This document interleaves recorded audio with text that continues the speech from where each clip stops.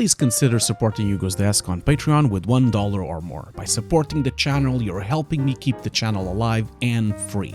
You're probably asking, but Hugo, why should I support you on Patreon? Well, I would like to believe that the content of my channel is pretty unique on YouTube and on Twitch. I'm sure that you would agree that there aren't many production tutorials out there available for free.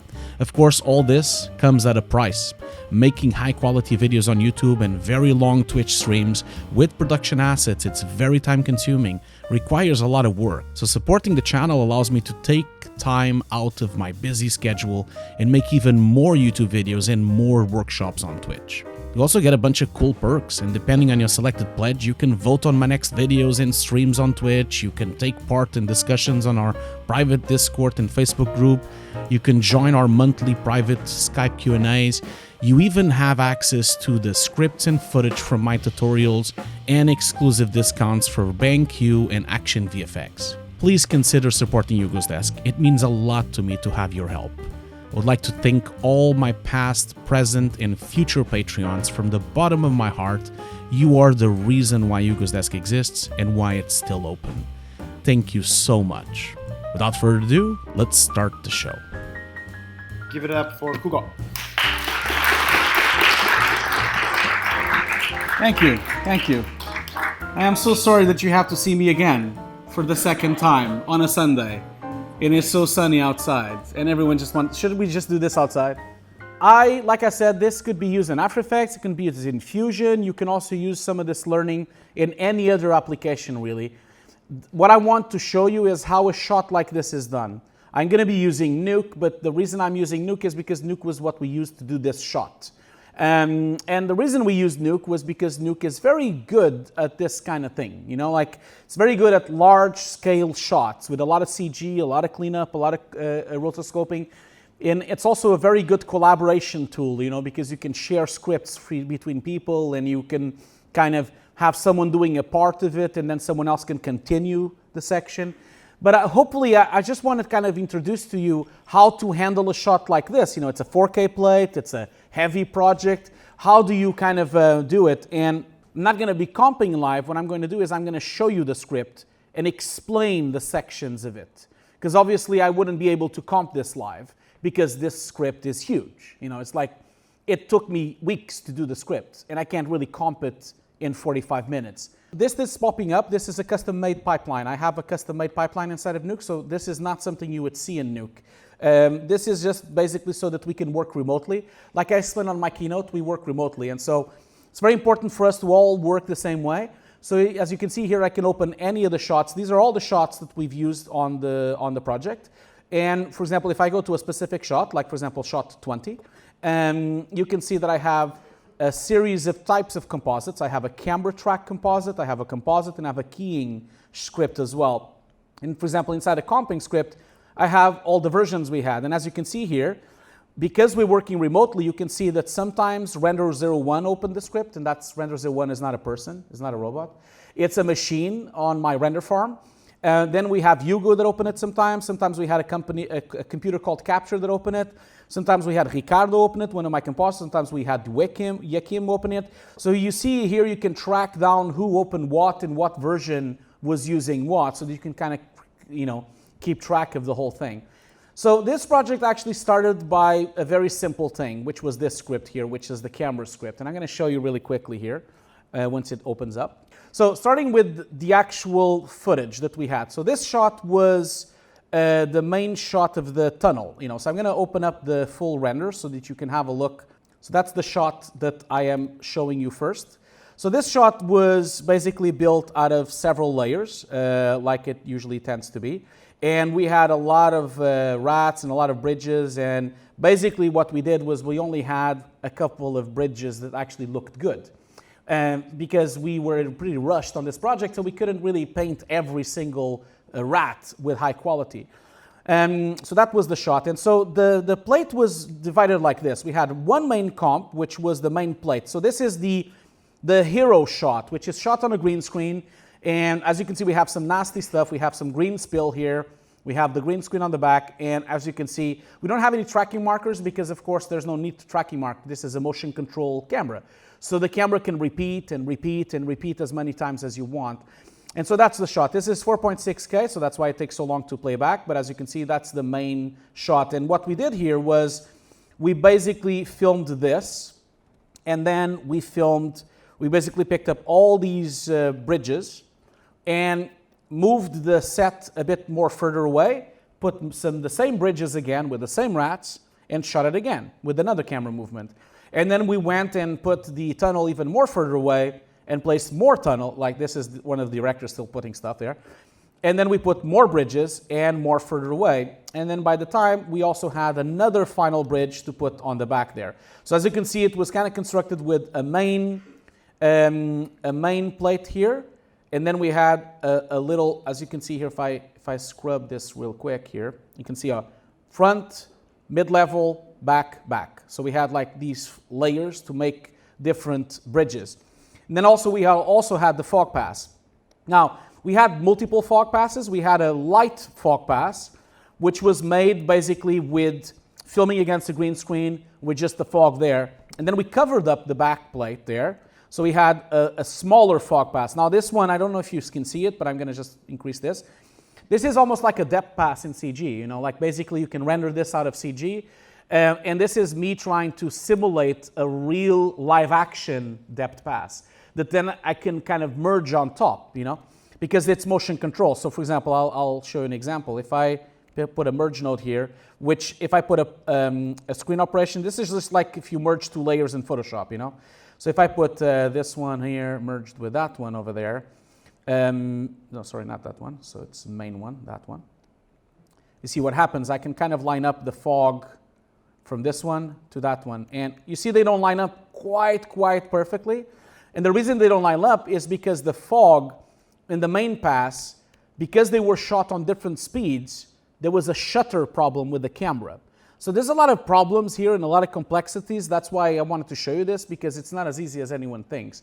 The other thing as well that we had to kind of like take into account, because we were going to merge everything here, is that we had to actually do a distortion of all the plates. So you see, we had the grids, which usually when you're on set, you film a lens grid of all the plates, and then you get this kind of like undistortion, which can be done in F-Track. It can be done also in Synthesize. It can be done on any other 3D application, and that basically just unwraps the distortion of your camera. You see, we were shooting with an 18 millimeters, so of course we had a lot of distortion on the lens. And the reason why we undistort everything is because we need to glue everything together. So we undistort everything, we glue all the layers together, and then we can apply the distortion back again. So that's kind of like the setup. And also because we were using motion control, we also got for free the camera. So this is the camera in 3D. Basically we got the camera, we could have the camera in Maya, in Nuke, in Houdini, we can have it as we want. And so this is the camera move of the tunnel. And as you can see, it's a very simple camera move up. And having the camera inside of Maya or inside of Nuke really helped you for you to not only place more layers if you wanted, you know, more particles, and this again can be done in Fusion. You can also have it in After Effects, but After Effects and Fusion can also import cameras. You know, even Shake can import cameras. I always divide my scripts because I always have a lot of people on the team. So this was the Nuke script that was handling distortion and was also handling the organization of all the plates. Then from there, we had a keying script. And so the keying script, which is called sh020, I have 5 versions of it. If I open that up, it's basically a script. And again, because this is a 4K production, you want to do multiple scripts because it's so heavy to render, you know. So this is the keying script. And if I go up here, you can clearly see that it kind of starts with, I'm going to start with the foreground one. So let me just choose the foreground here. So this is the foreground main plate with all the rats.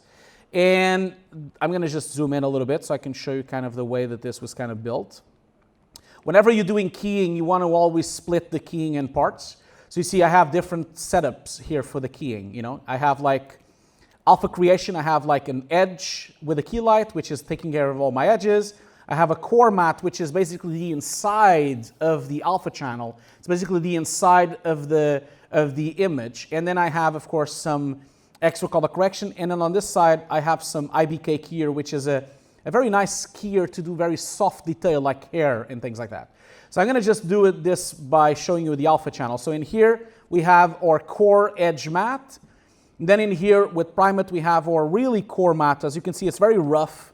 It's very hard core and doesn't have really any soft edges. The soft edges are kind of coming from this thing here, the IBK, which give you a lot more softness with motion blur and everything. And we kind of like just build it section by section, you know, so that by the time and then we do it also by parts. You see, for example, we had some problems with the keying of this bridge, so we keyed just this bridge. And then in here we did all of the edges, and then in here we did all of the core matte. And then of course we start merging all of these together to have one consistent alpha channel. And the alpha channel then is of course applied to the plate. And also, not to mention, the plate is also processed here. So you see, the plate, remember, it had a lot of green spill here. So you have the green screen, but you also have a lot of the spill coming into the, basically reflecting. This could have been solved on comp, of course. On the set. We could have put some flags, but of course, it's wishful thinking, you know. Back then, I wish I would have remembered that, but we didn't. Because when you're on set, you don't remember everything, because it's so hectic on set. But this could have been solved by a flag. A black flag could have cut this reflection. Unfortunately, I didn't remember, you know, because I was too busy directing this thing, and we didn't really have time to think about anything. So we ended up using a key light to remove all the green spill and convert it to kind of like a darker tone, like a blue spill, because it fitted a bit better. Back then, when we were doing this, when we did this script, it was still supposed to be a moonlit project. It was only later in the production that the client decided to go with green. So at this stage, I would like to ask if anyone has any questions about this so far? Yeah, you do? We had 5 artists, but only 3 of them were Nuke artists. It was myself, Bjorn, and Joachim. It was the 3 people that comped this. I don't work like a normal company. Sorry, I'm not normal. Normally companies have assigned shots to individuals, right? I don't really do that. We all work on the same shot. We work as a team, you know, because these shots are massive. So, you know, Joachim might have done a part of the key, then maybe I done another part of the key, and then maybe Bjorn did another part of the key. And we kind of worked together to get the shot, you know, by just splitting it. Like, okay, Bjorn, you can do the left side, and I can do the right side, and then he can do the center. And it kind of it's really a team effort until the end. Only really at the end, when I'm adjusting the final color correction and adjusting the final tweaks, then of course it's just me, you know, because I'm the most senior of all of the artists and I have more experience to finish a shot. But because they've worked with me for years now, they know how I work, I know how they work, so when we share the shots, we all comp the same way. So that's how we work on my company. I don't like to assign shots to individual people unless it's the end of the project. Also, I feel like people want to be part of everything, you know? Like, I don't like the fact that sometimes people are just doing roto or just doing one thing. I like to offer the possibility and the opportunity for all my artists, even if they're juniors, to work a bit on the shots. So they can have some ownership on the shots and also they can be part of this thing, you know? Otherwise, they have to like wait 6 years to do a full comp, you know? So that's how I work. But again, I usually have small comp teams. You know, I prefer to work in long time than short amount of time. So I prefer to work with less people. Hope that answered your question. Any other questions? You can ask questions about the keynote. It doesn't need to be about this. You know, it's not a problem. Hey, this is like, you know, we can do whatever we want. It's Sunday. You know, anything can go. You know. I'm going to continue with this. So this was kind of like how we did the key. And of course, this was done then for all the plates. The same then goes in for the mid-level plate, which was this one here. This one kind of started with, you know, a bit of roto to just remove some stuff. And then we had a key light, which was the main core alpha. Then we had the main core. You see the difference between having the soft matte and the core matte, which you basically, what you do is you then merge them together, you know, so that you can have the softness of the edge, but the core really opaque. That's how you work with keying, you know? You want to kind of work, what's wrong with this projector? There's no one here from the conference, so is there? No, so I can talk bad about the projector.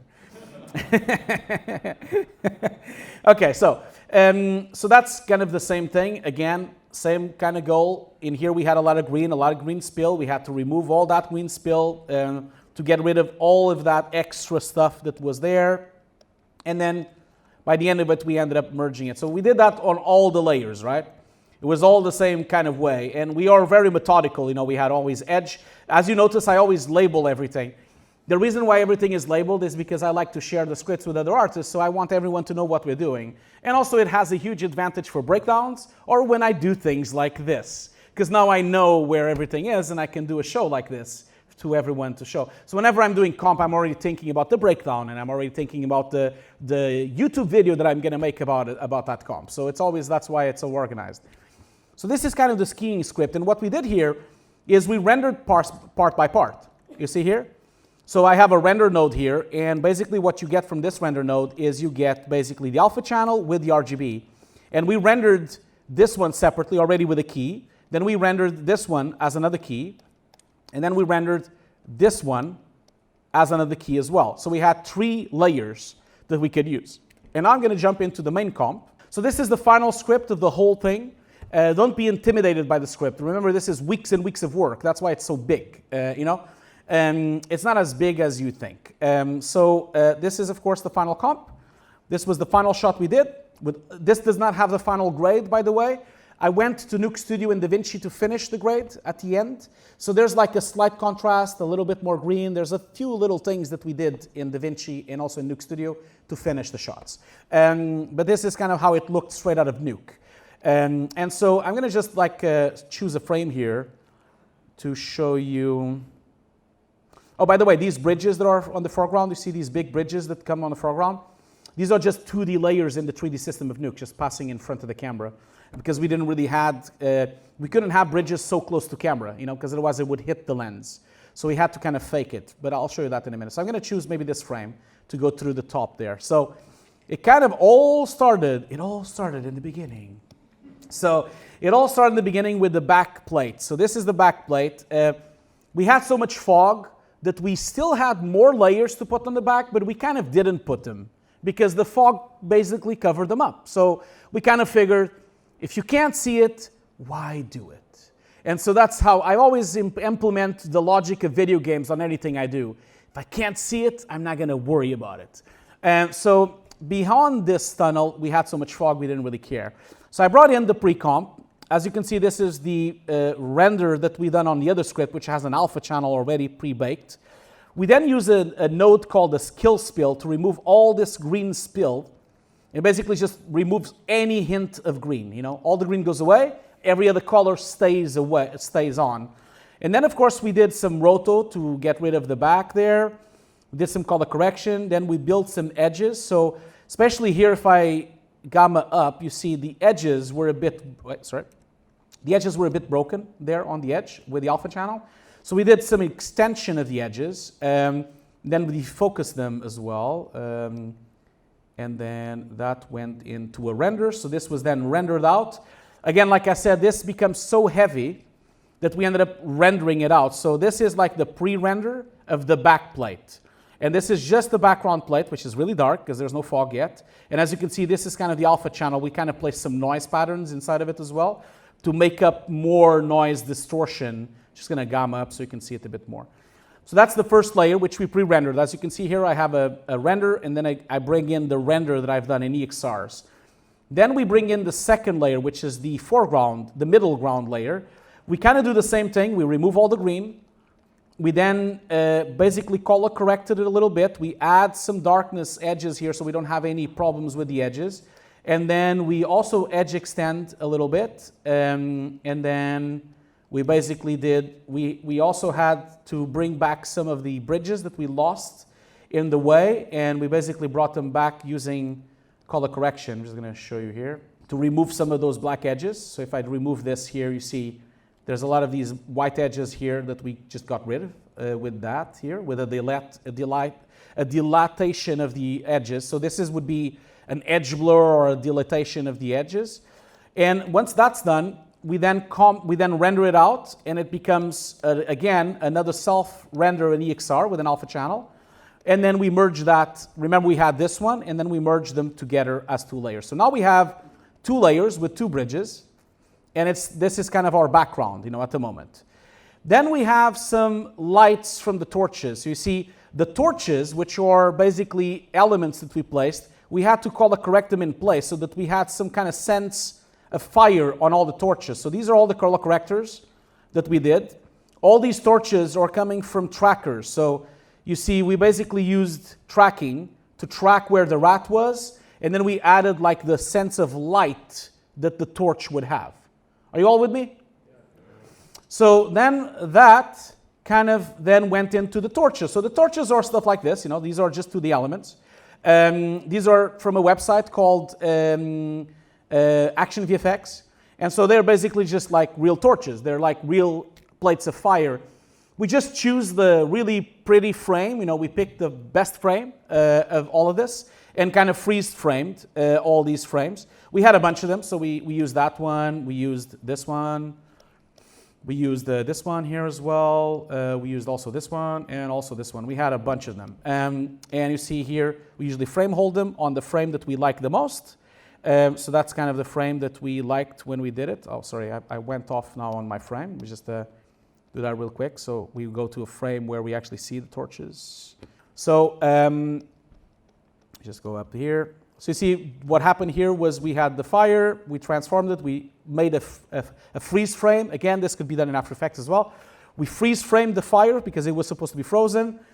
We then kind of like comped it on top, so we had like more fires. We then did a bit of depth of field, so we could have, you can't see the depth of field here because it's not merged here. But if I go into here, in here, you can see that this is the result. These are basically the torches with some depth of field. These are the back depth, the back torches that we had. We only see 3 of them because, of course, as the camera moves, there's more of them.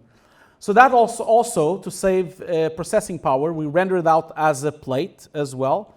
So I'm just going to remember this name. So as you can see here, this plays back with all the torches on the back. So it's just basically a bunch of torches with an alpha channel. And this becomes a layer, just like if it's in CG. Like I like working like if it was in CG because that's kind of my background. And so that means that we had the 2 things there. We then comp them on top, and now we have the fire torches. Then we continue to do the rest. Like in here, now we have the mid-level bridge. Now the mid-level bridge was, of course, comped in, but we did something called an additive keyer. So an additive keyer gives you this. It basically comps on top, on top of what we had already. It comps like a version of silhouette of what the matte should be. And that goes in before the actual keying. So these bridges here, we did the spill suppression, remove. We then did some final tweaks on the edges. We then also did some edge extensions as well. We did even some more edge extensions to try to get the shapes to work. So you see, edge extending, it means that we can kind of get rid of all those white edges that you would have on the edges, because you get these really big fringes of white. We edge extend them and then we cut them by the alpha channel so we can kind of like lose all of that. So if I go back down here and show you through the pre-molt, I'll show you what I mean. So if I remove this edge extension here, you see the difference? So you see normally because of motion blur you get like a white edge around everything, and because I'm extending those pixels I remove that white edge, because what happens with this is that you basically extend using this little contraction gizmo here, you can extend how much of that last pixel you want to repeat. So it's basically the last pixel just gets extended forever, so that then you can just remove all that white fringing that happens. Again, this can be done on pretty much any application in the world with some work, We then had, of course, the color correction, which needed to be done for all the torches. And this is, of course, like I said, this is us adding all the red tint from all the torches, you see, so we can get like, basically simulate some kind of light that would be on each rat, And these were all tracked in. As you can see here, they all are tracked in by hand and then transformed. And then by the end of this, you get this. You get like all the bridges with these red tints of light. And then this gets rendered out as an EXR, and then it gets comped on top. So we had 2 of them, and then we comped this one on top. So you see, this means we are basically merging all these, you see the connections between the tunnels here. That's the connection, and there's another connection there as well. So that's how we connected all the tunnels together. Then we moved on to more fires. So we then have all the torches of all the other fires. These were one by one, all placed here. The result of that is basically this, a bunch of fire torches on all the layers. That, of course, goes in. It goes in with a bloom, so I like bloom. Bloom basically gives you this kind of effect of blooming, just like the word says. We color corrected it. I always merge bloom on top with a screen operation. I would do that in Photoshop as well. So basically that brings in the torches. And then, last but not least, we also have the fog. Now, the fog was processed this way. So the fog was basically, we basically kept it pretty much as it was. We did some color correction to it. We did some hue correction to remove some of the blue. We did some soft blurring as well onto it. A lot of color correction so that the fog would have parts of the red of the torch, so that the fog would pick up some light of the torch. And then this was rendered as a fog pass. So this is the fog pass, how it looks. And then this was graded with a mask because, of course, the fog was missing the back bridges. So I had to use a mask of the back bridges. So this mask here was basically done like this. I did a lot of keying here. So I basically picked this up, did a Luma key out of this to get some kind of alpha channel of masking. And this is very common in Photoshop. I do this all the time in Photoshop as well. You're basically pulling a key to make like a separate mask, and then you multiply it with the fog, and then that gives you the extra bridges that were missing on the fog, Because I'm cutting, what I'm doing here is I'm cutting basically that one with, sorry, let me just get a second. Where's the other one? Yeah. So I'm cutting this one with this one. And so that's why I have that as an alpha channel. And then I cut and I have this extra one, So I'm basically doing a reverse alpha channel. I'm doing an inverted reverse alpha channel so I can then multiply it against the fog. Once the fog is done, it's just a simple screen operation with a mix of one. I didn't even change the mix. And basically that's the comp, and then it just comes in and it just makes it glorious. The fog is what makes this shot look so cool. Fog and atmospheric is always the trick, You want to put atmospheric, everything looks cool. So, any questions so far? Is everyone with me? I know you're not a Nuke artist, but are you understanding the logic behind how this was put together? Okay. Any questions? No? Still have 15 minutes left. I won't have time. I'm going to really rush the next shot. But hey, that's life. You can go to my YouTube channel. I'll have more there. Then we also have the bridges on the foreground. Remember I told you that I would have bridges on the foreground. This was done really simply by using a 3D system. Can be done in After Effects, can be done in Nuke as well. And really simple. I just picked 2 frames, 2 bridges, and just had a camera. And basically that's how it looks. Like if you look at the camera, it basically looks like this. You basically go through the camera, and then these 2 stills of the bridges just pass in front of you, That's it. And they look horrible looking through here. But of course, with depth of field and all those things, it looks awesome. And, so if you look at here, if you look here, these are how they look when they come straight out of the 3D system. You see, they basically just look like that, blurs really. But then, I put more defocus on top, and then they kind of just come into top of the comp, and they just blend in really well, because then they cover up all the extra stuff that should be in the front. So it's just really like a card that I'm putting in on top. And then at the end, just gonna go to the frame where we were. At the end, then I have some love, some temporary grade. Just gonna show you that really quick. Just as you saw, this is slow because it's 4K. So this is how slow the comp is when it displays 1 frame. But here, you can just be patient. I have an ice machine. I can just go do some ice and wait a few frames and then continue working. Okay, cool. So then, I have some color correction. Like I said, I like to grade my own things. I don't like to give it to a colorist because why should he touch my project? It's my project. So I do a bit of correct. I do a bit of grading just to bring some highlights up. Put the green, like I said, the green was only placed really at the end. Put some more color correction. A vignetting, because why not? Vignetting is always cool. It's completely fake, but who cares? As long as it looks cool. A vignette is really simple. You just like in Photoshop, you do a radial, and then you just multiply it against it, and you're done. And again, we just need to wait for a little more time here. Are you there on the corner there? Is it because I have to finish? Oh, no, she's left now. Do I have to go, or are you kicking me out? Okay, cool. I thought she was going to kick me out. So that's the vignetting, and then of course we have some sharpening. Now, whenever you do some sharpening, you have to be careful. You kind of want to be careful because when you sharpen an image, the black area of the image gets really broken. So I tend to convert my image to a very bright version. So this is what we call the conversion to log, and it becomes really, really fogged out. Then I can sharpen a lot, reformat a lot, and then I can put it back into its original color space. And that really helps for you for the sharpening not to break.